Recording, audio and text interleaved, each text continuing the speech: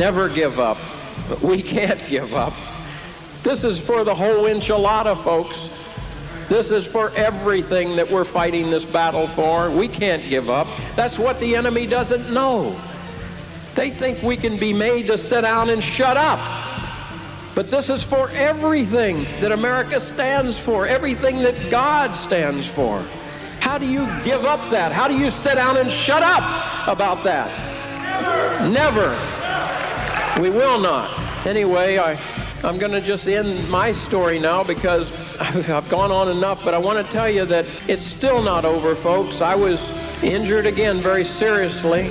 When I went back to work, the chief of police of Phoenix, Arizona, who's now the chief of Salt Lake City, Utah, Chief Ruben Ortega, decided that if he couldn't get rid of me by firing me, he would get rid of me in another way.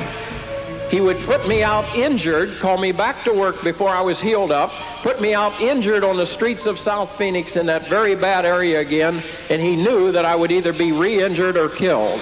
And indeed, that was the case. I was re-injured 5 times because I could no longer jump off tall buildings or wrestle and fight and do the things I did before because of my injuries, because I hadn't had time to heal up.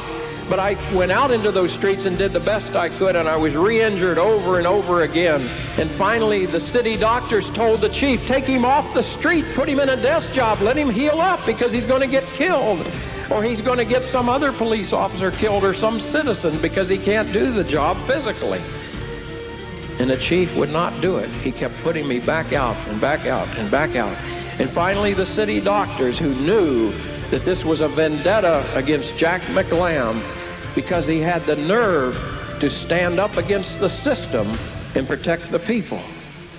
And so the city doctors did the only thing they could do.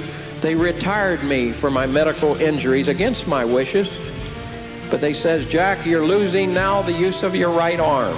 I was losing the use of my hand. You might see it shaky.